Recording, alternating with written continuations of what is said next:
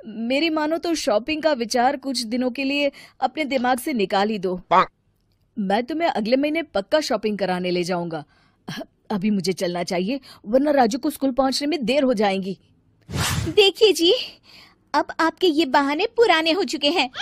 मैं कुछ नहीं जानती। आज शाम को मुझे शॉपिंग करने जाना है, मतलब जाना है। आगे आपकी मर्जी। अच्छा ठीक है भाग्यवान, अब तुम पूरा घर सर पर मत उठाओ, मैं कुछ करता हूँ। इतना कहकर रमेश अपने बेटे राजू को लेकर वहां से चला जाता है। घर से निकलने के लिए रमेश जैसे ही अपनी मोटरसाइकिल शुरू करता है, तभी उसकी माँ उसे आवाज देकर कहती है, अरे रमेश, आज शाम को मुझे कुछ पैसे दे देना। याद है ना, मैंने तुझसे कहा था कि मुझे मंदिर में चढ़ावा चढ़ाना है। अरे माँ, मेरी तनख्वाह आने में अभी 10 दिन बचे हैं। अभी मेरे पास बिल्कुल पैसे नहीं है। हाँ, मेरी तनख्वाह मिलते ही मैं तुम्हें पैसे दे दूंगा। रमेश की माँ चिढ़कर कहती हैं, अरे तेरा दिमाग तो खराब नहीं हो गया? मैंने तेरे भरोसे मंदिर के पुजारी जी से वादा कर दिया है और तू कह रहा है कि पैसे नहीं है। अब मैं पुजारी जी को क्या जवाब दूंगी? तुझे तो मेरी इज्जत की भी कुछ परवाह नहीं है। अच्छा ठीक है माँ, अब तुम गुस्सा मत करो, मैं शाम तक कुछ इंतजाम करता हूँ। इतना कहकर रमेश वहां से चला जाता है। फिर दोपहर को जब रमेश अपने दफ्तर में बैठा होता है, तब उसे अपनी पत्नी और माँ की बातें याद आती हैं। रमेश अपने दफ्तर के एक साथी मोहन से कुछ रुपए उधार मांगता है। अरे भाई मोहन, मेरा एक छोटा सा काम कर दो, मुझे कुछ रुपयों की सख्त जरूरत है। मुझे कुछ दिनों के लिए क्या तुम रुपए उधार दे सकते हो? अरे रमेश भाई, मैं तुम्हें पैसे उधार तो दे सकता हूँ, लेकिन मुझे वक्त पर पैसे लौटा देना। वैसे भी मेरा मानना है कि दोस्ती यारी में कभी पैसों का व्यवहार नहीं करना चाहिए। ये कहावत तो तुमने सुनी ही होगी कि उधार प्रेम की कैंची है। मैं नहीं चाहता कि पैसों को लेकर हमारा रिश्ता खराब हो।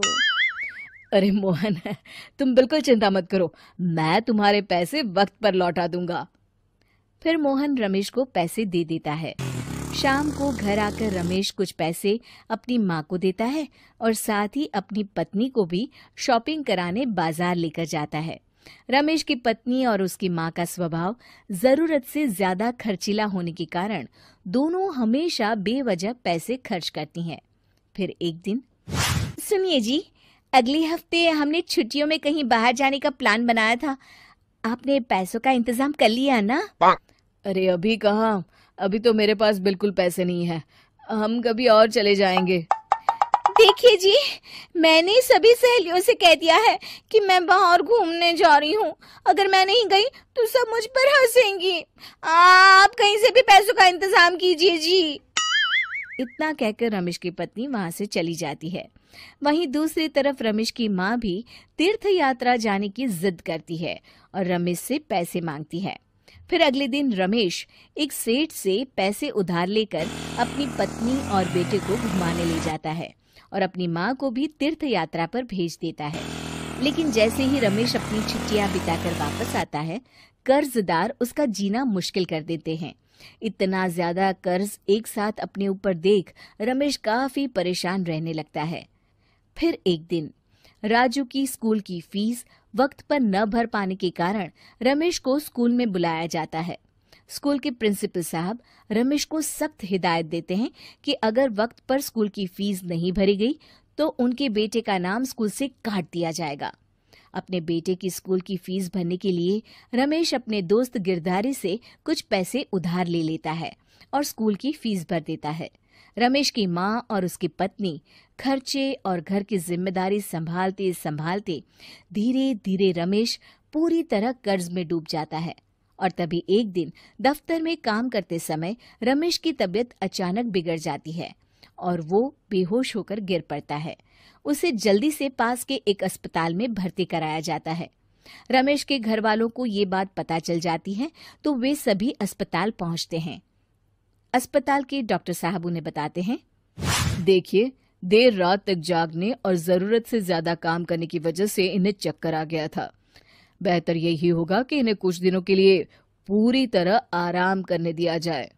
रमेश की हालत देखकर उसके बेटे राजू को बहुत गुस्सा आता है और वो अपनी दादी और माँ से कहता है, माँ, दादी, मैं इतना छोटा हूँ, फिर भी मैं इतना समझता हूँ कि पिताजी दिन रात दफ्तर में काम करके पैसे कमाते हैं।